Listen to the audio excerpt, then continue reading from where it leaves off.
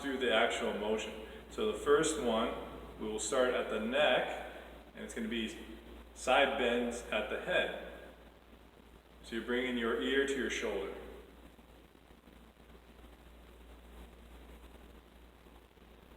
Okay, next is going to be head rotations.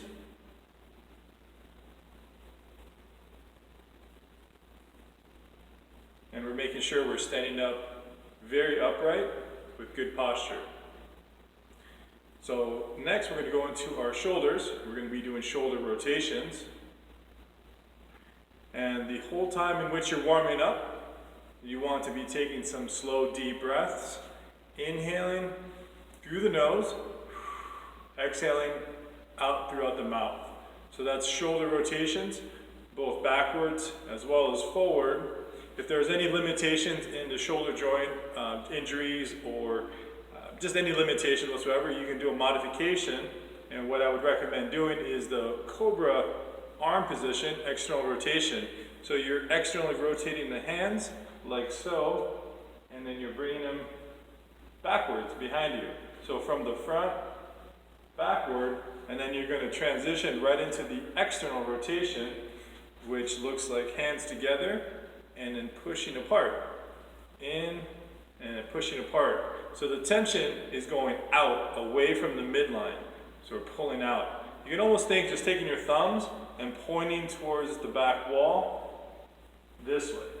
Keeping the chest opened up and pull apart. So that's a modification to the shoulder warm-up and rotation, but I would still recommend doing that. That one really helps decrease the tension here in the front of the body and offsets some of that rounded shoulder position. So the next one we're going to go into is side bends. Reaching the arm up, shifting the hip, and really bringing it up and across the body. The whole time, breathing deeply. Next, we're going to go into hip rotations. So feet apart, just about a little bit wider than shoulder width, and then we're going to do rotations. So you're pushing the hip forward, to the side, to the rear, right to about that point where you feel that tension build up in the inner thighs and the outer hips. After we've done that one, next you're going to go into side partial lunge, partial squat. So feet are apart, making sure your feet remain flat, and you can hold on to something while doing it. So we're shifting the hips to both sides. And so next we're going to transition to something a little bit more dynamic, which is a full body squat. You can have your hands on your hips or arms forward. And so it's just a partial squat, or as deep as you feel comfortable doing, which is just right about parallel. Once again, you can hold on to a chair or a desk. If there are any limitations at the knees, we can modify that by including 3 exercises. First one is marching. And once again, these modifications I would also include into the warm-up, even if you are doing the squat. So it's going to be the marching, which warms up the hip flexors.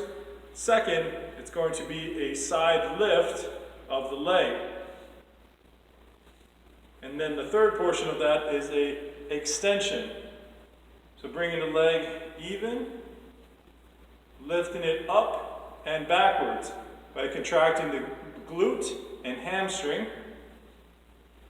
So those 3 together, knee lift, out to the side, and behind you, can act as an alternative to doing the body squat. The next one we're going to try to emphasize is the calf and hamstring.